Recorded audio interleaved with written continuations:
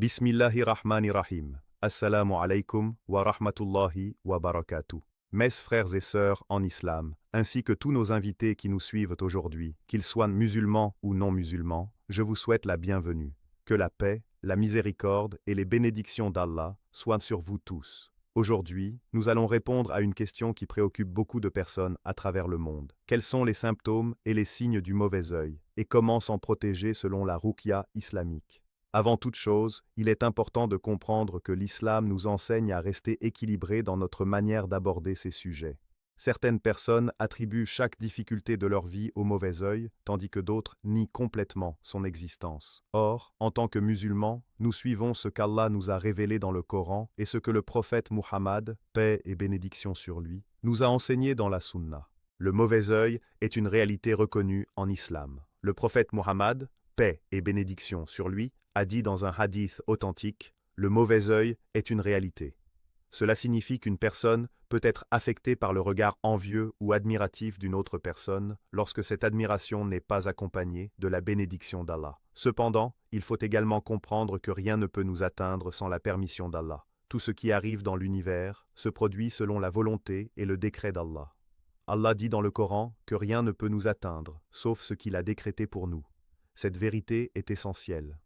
Lorsque nous parlons du mauvais œil, nous ne devons jamais oublier qu'Allah est le Créateur, le Protecteur et le Maître absolu de toutes choses. Le mauvais œil n'est pas une force indépendante. Il ne possède aucun pouvoir autonome. Son effet n'existe que si Allah permet qu'il se produise. Maintenant, beaucoup de personnes demandent « Comment savoir si quelqu'un est atteint du mauvais œil ?» La première chose à dire est qu'il n'existe pas une liste définitive et infaillible permettant de confirmer avec certitude qu'une personne souffre du mauvais œil. Beaucoup de symptômes peuvent également avoir des causes physiques, psychologiques ou émotionnelles. C'est pourquoi l'islam nous encourage toujours à rechercher les causes médicales lorsqu'une maladie ou une difficulté apparaît. Cependant, parmi les signes souvent mentionnés par les savants, à la lumière des textes islamiques et des expériences rapportées, il peut y avoir une fatigue soudaine sans raison apparente, une sensation persistante de lourdeur, une baisse inhabituelle d'énergie, certaines douleurs récurrentes dont la cause médicale n'est pas clairement identifiée, des difficultés soudaines dans certains aspects de la vie, après avoir reçu beaucoup d'attention ou d'admiration, ou encore un sentiment d'oppression spirituelle. Mais encore une fois, ces signes ne constituent pas une preuve absolue. Certaines personnes deviennent obsédées par cette question. Dès qu'elles rencontrent un problème financier, elles disent « c'est le mauvais œil ». Lorsqu'elles tombent malades, elles disent « c'est le mauvais œil ». Lorsqu'un projet échoue, elles disent « c'est le mauvais œil ». Cette attitude peut devenir dangereuse parce qu'elle détourne la personne de l'analyse réelle des causes de ses difficultés. Par exemple, si quelqu'un néglige sa santé, ne dort pas suffisamment, se nourrit mal et tombe malade, il ne doit pas automatiquement accuser le mauvais œil. Si quelqu'un ne prépare pas correctement son examen et échoue, il ne doit pas immédiatement prétendre être victime du mauvais œil. L'islam nous enseigne la responsabilité. Nous devons examiner les causes naturelles tout en gardant confiance en Allah. Mes chers frères et sœurs, l'envie est un problème spirituel très grave. Allah nous a enseigné, dans la sourate Al-Falaq, de chercher refuge auprès de lui contre le mal de l'envieux lorsqu'il envie. Cette sourate est l'une des plus importantes protections contre les influences négatives, y compris le mauvais œil. Allah dit, je cherche protection auprès du Seigneur de l'aube naissante, contre le mal de l'envieux lorsqu'il envie. Ce verset nous rappelle que l'envie existe et que ses conséquences peuvent être néfastes. Mais il nous enseigne aussi la solution. Rechercher la protection d'Allah. La ruqya islamique authentique repose sur le Coran et les invocations légiférées. Elle ne repose pas sur des pratiques mystérieuses, des talismans, des amulettes ou des rituels inventés. Malheureusement, certaines personnes profitent de la détresse des autres pour leur vendre des objets prétendument protecteurs. Cela est contraire aux enseignements authentiques de l'islam. La première protection est le tawhid, c'est-à-dire l'unicité d'Allah. Plus votre relation avec Allah est forte, plus votre cœur est attaché à lui. Lorsque vous placez votre confiance en Allah, vous développez une protection spirituelle immense. La deuxième protection consiste à accomplir régulièrement les prières obligatoires. La prière est une connexion directe avec Allah. Elle nourrit l'âme, purifie le cœur et renforce le croyant face aux difficultés de la vie. La troisième protection est la récitation régulière du Coran. Parmi les passages particulièrement recommandés figurent Ayat al-Kursi, les 2 derniers versets de la sourate Al-Baqarah, ainsi que les sourates Al-Ikhlas, Al-Falaq et An-Nas. Ces sourates sont connues comme des moyens de protection spirituelle extrêmement puissants. Le prophète Muhammad, paix et bénédiction sur lui, avait l'habitude de réciter Al-Ikhlas, Al-Falaq et An-Nas, puis de souffler légèrement dans ses mains avant de les passer sur son corps. Cette pratique est une sunna authentique et constitue une forme de ruqya simple que chacun peut accomplir pour lui-même. Il est également important de multiplier les adhkars du matin et du soir. Ces invocations quotidiennes sont comme une forteresse spirituelle autour du croyant. Beaucoup de musulmans sous-estiment leur importance alors qu'elles représentent une protection extraordinaire accordée par Allah. Par ailleurs, lorsque vous admirez quelque chose chez quelqu'un, habituez-vous à dire « Masha'Allah » Barakallahu fik, ou d'autres invocations de bénédiction. Cela contribue à éloigner les effets négatifs de l'envie et rappelle que toute grâce provient d'Allah. Nous vivons aujourd'hui dans une époque où les réseaux sociaux occupent une place importante.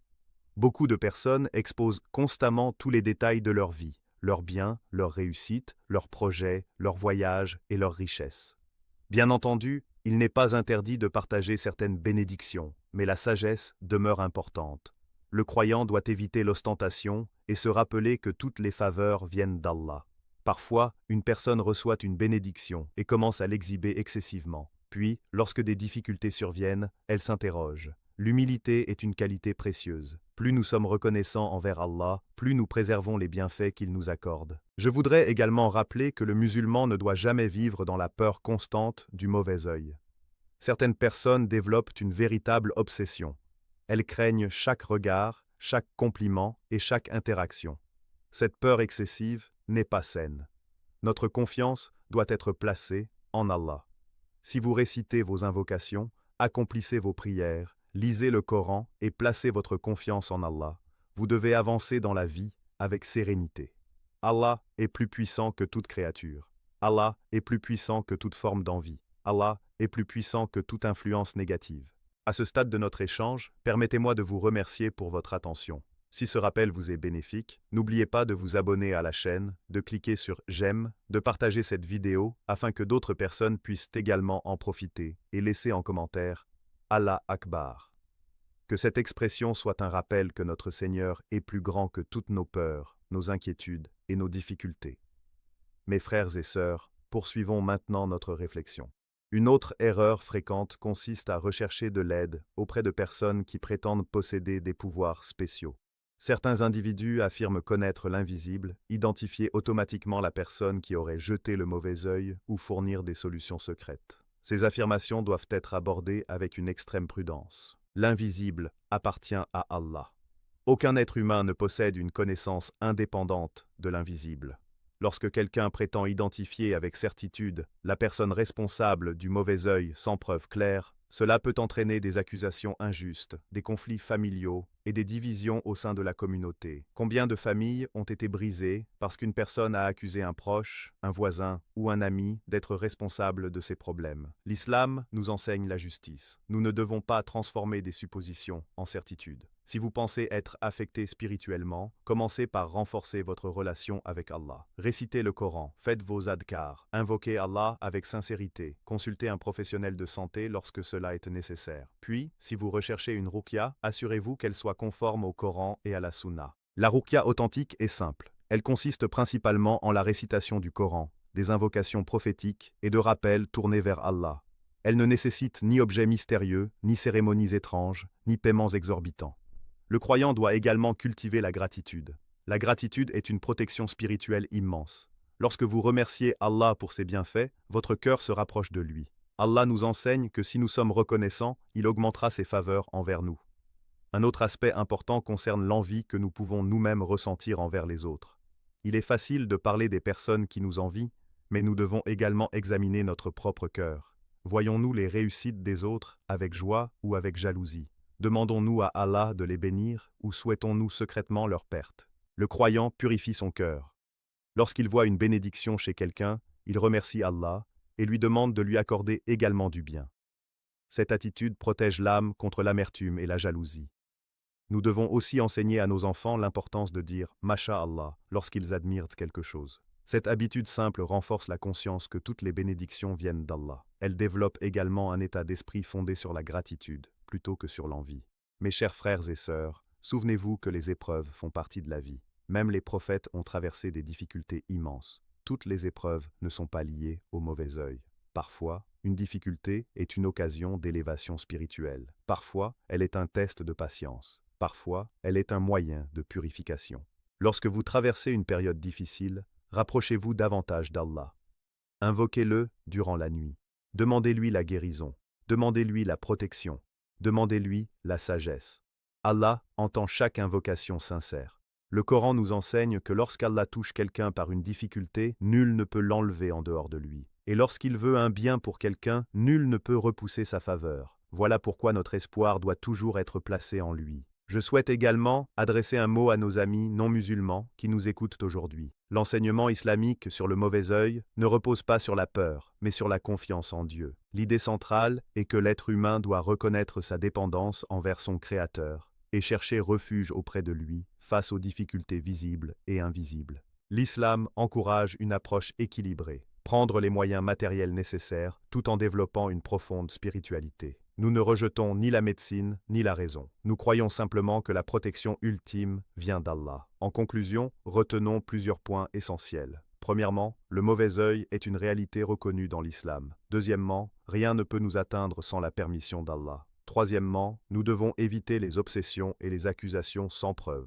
Quatrièmement, la meilleure protection réside dans la foi sincère, la prière, les invocations, la récitation du Coran et la confiance en Allah. Cinquièmement, nous devons purifier nos propres cœurs de l'envie et apprendre à invoquer les bénédictions d'Allah pour les autres. Je demande à Allah de nous protéger tous contre le mal visible et invisible. Je demande à Allah de guérir les malades, de soulager les personnes éprouvées, de renforcer notre foi et de remplir nos cœurs de lumière. Je demande à Allah de faire du Coran le printemps de nos cœurs, la lumière de nos poitrines et le guide de nos vies. Qu'Allah nous accorde la sincérité dans nos paroles, la pureté dans nos intentions et la constance dans notre adoration. Qu'il protège nos familles, nos enfants, nos communautés et l'ensemble de l'humanité. Qu'il nous permette de vivre dans la paix, la gratitude et la confiance en lui. Mes frères et sœurs, il existe un autre aspect très important que nous devons comprendre lorsque nous parlons du mauvais œil. La différence entre la peur excessive et la vigilance spirituelle. L'islam ne nous enseigne ni l'insouciance totale, ni l'obsession permanente. Il nous enseigne l'équilibre.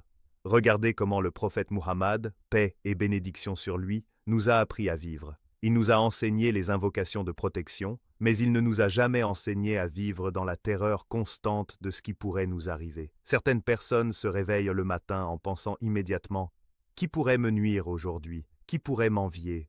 Qui me regarde avec jalousie ?» Cette manière de penser finit par emprisonner l'esprit. Plus une personne nourrit ses pensées, plus elle devient méfiante envers tout le monde. Elle commence à soupçonner ses voisins, ses collègues, ses proches et parfois même les membres de sa propre famille. Or, le croyant doit protéger son cœur contre les mauvaises suppositions. Allah nous met en garde contre l'excès de suspicion. Il est donc extrêmement important de ne pas transformer le sujet du mauvais œil en une excuse qui détruit les relations humaines. Imaginez une famille dans laquelle chaque réussite provoque immédiatement une accusation. Un enfant tombe malade, quelqu'un est accusé. Une voiture tombe en panne, quelqu'un est accusé. Une entreprise connaît des difficultés, quelqu'un est accusé. Peu à peu, la confiance disparaît, l'amour disparaît et les liens familiaux se brisent. Voilà pourquoi les savants ont toujours insisté sur la prudence dans ce domaine. Lorsque vous recevez une bénédiction d'Allah, remerciez-le.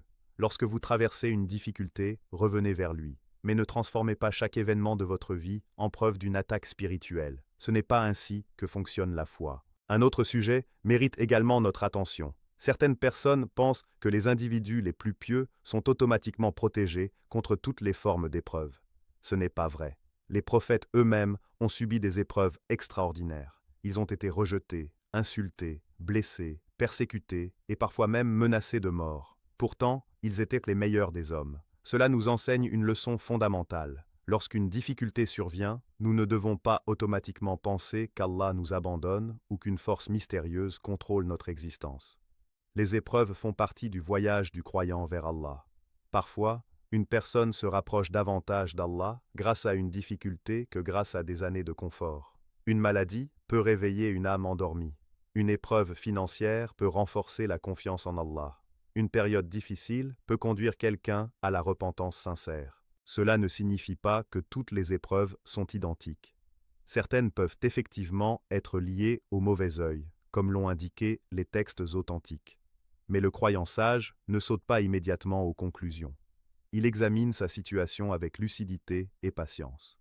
Permettez-moi maintenant d'évoquer certains comportements qui renforcent la protection spirituelle du croyant au quotidien. Beaucoup de musulmans recherchent des solutions extraordinaires alors qu'ils négligent les actes simples que le prophète, paix et bénédiction sur lui, accomplissait régulièrement. Par exemple, le fait de commencer ses actions en disant « Bismillah » est une source immense de bénédiction. Lorsque vous entrez dans votre maison, dites « Bismillah ». Lorsque vous mangez, dites « Bismillah ». Lorsque vous démarrez un projet, dites « Bismillah ». Ces paroles rappellent constamment que nous dépendons d'Allah. De même, le fait de maintenir les 5 prières quotidiennes à l'heure est une protection dont nous sous-estimons souvent la valeur. Beaucoup de personnes recherchent une ruqya alors qu'elles négligent leurs prières. Elles veulent une guérison spirituelle mais oublient la relation fondamentale avec leur Seigneur. Mes frères et sœurs, la première ruqya est souvent la sincérité dans notre relation avec Allah. Lorsque le cœur est vivant, lorsqu'il est nourri par le rappel d'Allah, lorsqu'il est attaché au Coran, il développe une force intérieure remarquable. Je voudrais également parler de la maison musulmane. Le foyer du croyant doit être rempli du rappel d'Allah. Lorsque le Coran est récité dans une maison, lorsqu'on y prie, lorsqu'on y mentionne Allah, cette maison devient un lieu de tranquillité et de bénédiction. À l'inverse, lorsque les occupants d'une maison passent leur temps dans les disputes, les insultes, la médisance et la désobéissance à Allah, ils créent eux-mêmes un environnement spirituellement affaibli. C'est pourquoi il est important de cultiver une atmosphère de foi au sein de nos foyers. L'une des plus belles protections est également la sincérité dans les invocations. Beaucoup de personnes récitent des formules sans réellement réfléchir à leur signification. Pourtant, lorsqu'un serviteur lève les mains vers Allah avec un cœur sincère, conscient de sa dépendance totale envers lui, cette invocation possède une valeur immense. Parlez à Allah, confiez-lui vos peurs, confiez-lui vos inquiétudes, confiez-lui vos difficultés. Allah entend même les paroles qui ne quittent pas vos lèvres. Il connaît vos pensées avant même que vous ne les exprimiez. Un autre point important concerne la gratitude face aux bénédictions des autres. Nous vivons dans une époque où il est facile de comparer nos vies à celles des autres. Quelques secondes sur les réseaux sociaux peuvent suffire à faire naître un sentiment d'insatisfaction. Vous voyez quelqu'un voyager, vous voyez quelqu'un réussir financièrement, vous voyez quelqu'un acheter une maison, vous voyez quelqu'un recevoir des compliments, puis vous commencez à comparer votre situation à la sienne. Cette comparaison constante peut devenir le point de départ de l'envie. Et l'envie, lorsqu'elle n'est pas combattue, peut empoisonner le cœur. Le croyant doit apprendre à remercier Allah pour ce qu'il possède déjà.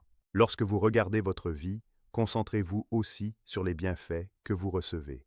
Vous respirez, vous voyez, vous entendez. Vous avez peut-être une famille qui vous aime. Vous avez peut-être la foi. Vous avez peut-être la santé. Vous avez peut-être un toit au-dessus de votre tête. Toutes ces bénédictions méritent d'être reconnues. Le prophète Muhammad, paix et bénédiction sur lui, nous a enseigné à regarder ceux qui possèdent moins dans les affaires de ce monde, afin d'apprécier davantage les faveurs qu'Allah nous a accordées. Cette attitude réduit l'envie et augmente la reconnaissance. Elle protège le cœur contre de nombreux maux spirituels. Je voudrais également attirer votre attention sur le fait que certaines personnes deviennent tellement préoccupées par la recherche de la cause de leurs difficultés qu'elles oublient de rechercher les solutions.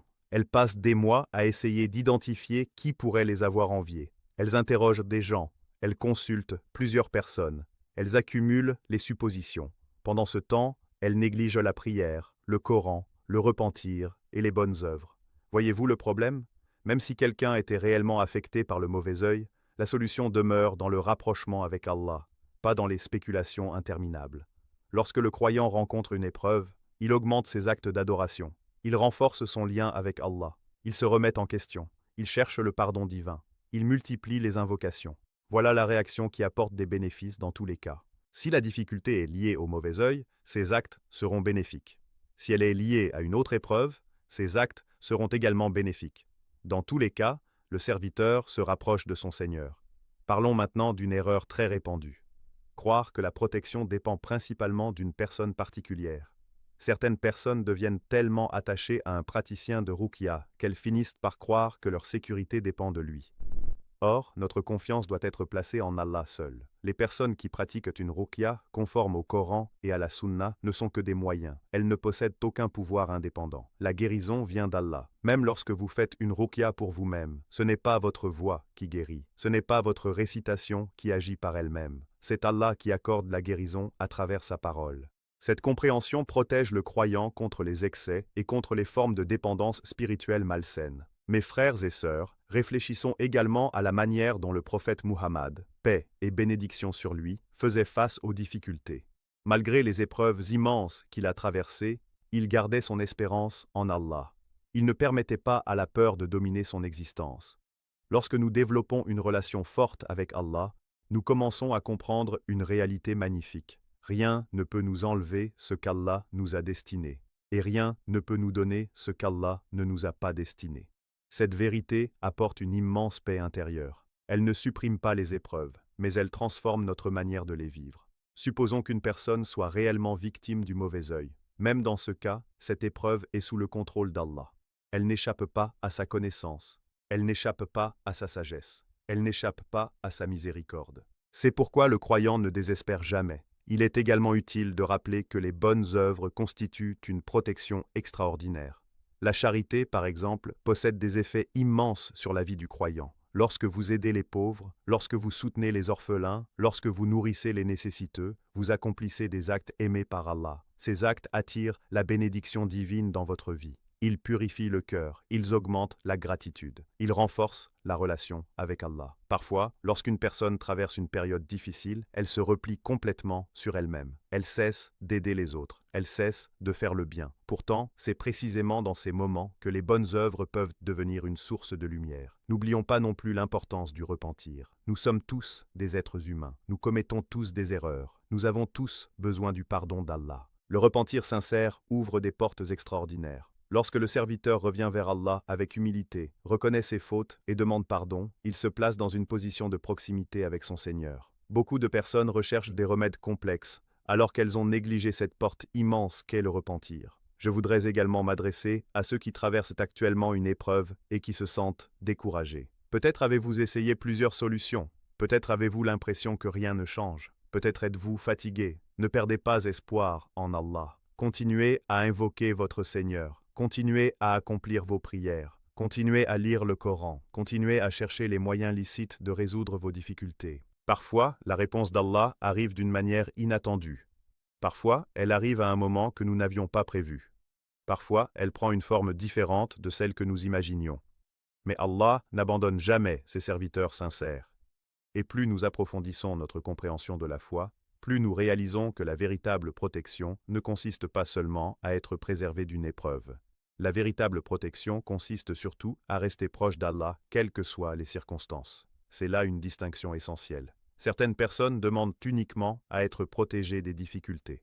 Le croyant mature demande également à être protégé contre l'éloignement d'Allah. Car la plus grande perte n'est pas la perte matérielle. La plus grande perte est la perte de la foi, de la sincérité et de la proximité avec notre Créateur. Voilà pourquoi nous devons constamment nourrir notre relation avec le Coran. Le Coran n'est pas seulement un livre que l'on ouvre lorsqu'un problème survient. C'est un guide quotidien, c'est une lumière permanente, c'est une source de guérison pour les cœurs. Lorsque vous récitez les paroles d'Allah avec réflexion, vous découvrez progressivement une force intérieure que rien de ce monde ne peut remplacer. Vous apprenez à faire confiance à Allah dans les moments d'incertitude. Vous apprenez à patienter dans les moments difficiles. Vous apprenez à rester reconnaissant dans les moments d'abondance. Et c'est précisément cette transformation intérieure qui constitue l'une des plus grandes protections qu'un croyant puisse recevoir.